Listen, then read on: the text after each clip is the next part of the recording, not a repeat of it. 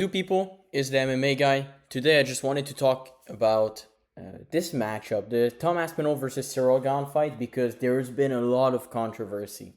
I'm subscribed to, French things where they're like, Aspinall just didn't want to continue and all of this, and Gane was winning, he felt it, he didn't want to continue. I just wanted to address some things and give my perspective on this fight, the way it was going. So the first thing is that everyone keeps talking about Gane was winning this fight comfortably because Tom Aspinall was at his nose bloodied. Some people are like, oh yeah, he had a broken nose. There's been no report of that, and it didn't look this way either. So I don't know why people are saying that. Just because it's bleeding doesn't mean your nose is broken. His nose was bleeding. That's true. But people are some people are sensitive to nosebleeds, some people aren't. This is not a decisive, super decisive factor. I mean, it does count toward damage. Maybe you could get the first round of that, but that's not really what matters because no one really thought that this fight would go to decision and that first round would be important and all of this. The first thing that we have to look at in this fight, okay? I'm just going to give a bit of an in-depth breakdown for me. First thing is this idea that Cyril Gane was outstriking Tom Aspinall. He did land 3 more strikes. But let's do a breakdown. Let's go in the breakdown. I have UFC stats here, as you see. When it comes to head strike, which are the strikes that we're counting because people were like, Cyril Gane was touching him up at will. The fact are that Tom Aspinall almost outlanded him 2-1 when it comes to head strike. Okay? I thought when I was watching it, I thought at first Tom Aspinall was struggling with the range and he was getting closer and closer. That's what I thought. That's the way I saw this fight going. And, we're going to get all of this John Jones fans hate and the Gane fans helping. And so these camps will be grouped together to try and go against Tom Aspinall. Oh, the eye poke wasn't all that bad and this and that. But realistically, there's been nothing to show that. There's been a report, oh, he doesn't have an eye injury. Okay. And that doesn't mean anything. People are saying, and this is the guy that's going to be like a heavyweight champion of the world. This is the guy that people think is going to beat John Jones. Which is like, are you counting on John Jones to use eye poke to beat him? Like, what even is the point of that? No one thinks that John Jones would beat Cyril Gane on the feet, by the way. Okay? So let's just make that clear as well. No one thinks at heavyweight that John Jones beats Cyril Gane in a striking fight. He was able to get the fight down, but Tom Aspinall tried a single entry, and it wasn't that big. He didn't really commit to it. He just wanted to make him think about it to help with the striking. That's how I saw, because there was zero commitment to getting the fight down.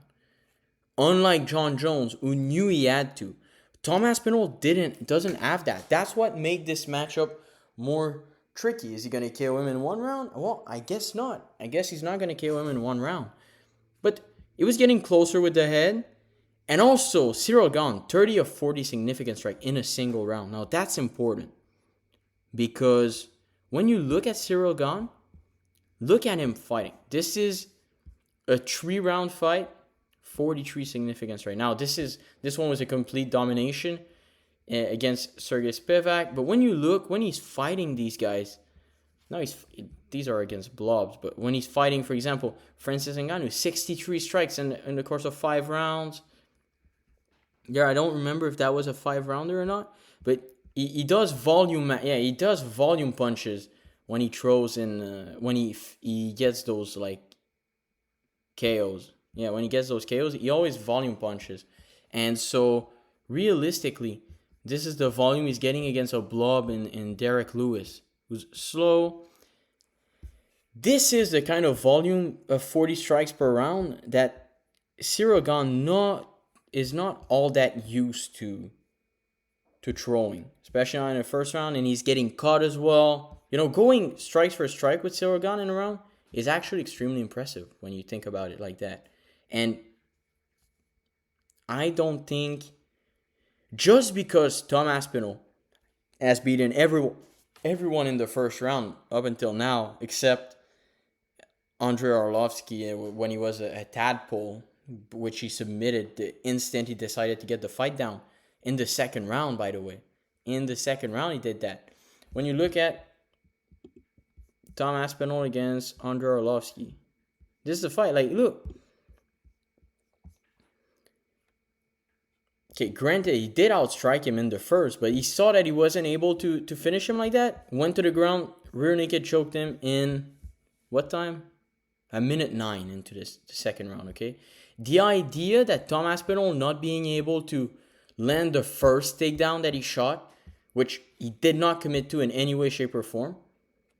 Like, when you look at it, it was purely to help set up the striking, like make him think about it. This is the way I see this. And it's probably the way you should see this if you're looking at it like not from an unbiased perspective. There was no commitment to that takedown. He saw that Cyril Gane was alert to it though, which does not mean that he couldn't battle it out. It doesn't mean that at all. But it does mean that Cyril Gane was ready for takedowns. At least a bit. And, well, that's it. But the idea that, oh, if it touches the second round, now it's Cyril Gane's fight to win is so stupid. When you saw Cyril Gane fight Francis Ngannou, look at this. Look at the volume that was thrown. Cyril Gane was gassing towards the end. He was having cardio issues. He's throwing a lot less volume and getting wrestled and being stuck on bottom position for a bit of the fight, for like a round and 3/4, for almost 2 rounds of time. The whole fight, he was stuck in bottom position. And it wasn't a crazy high output. It's not like Cyril Gane is a certified 5-round fighter. When has Cyril Gane went 5-round where he won? Let me try to find a fight where Cyril Gane won a 5-rounder. Maybe against Volkov? I think so. He did against Volkov. Here. By the way, he got landed 115 on. You know, and if you look at Cyril Gane got outside in the first, okay. That was their first fight. Now, so he went 5-round once in a purely striking affair. Again, actually, I didn't fully validate that. I will have to go and validate. Takedown 0 of 4 when it comes to Cyril Gane. Volkov didn't grapple or anything. So Cyril Gane was in his comfort zone the whole time, striking. We've never seen him be in a 5-rounder. Damn, what happened here? Hold up. We've never seen Cyril Gane in a 5-rounder where he has to defend takedown lates and win and prevail. We've seen that against Ngannou. Ngannou does not have the speed and the agility of Tom Aspinall. That's the thing. So this idea that this fight was done, or oh yeah man, he was feeling the pressure and he just quit, is stupid, okay? This was a double blatant eye poke, and when you look at it on slow motion, it stays in the eyes for such a long time. I mean, now I've seen a report online that says Tom Aspinall wants a next contender or something. This is stupid.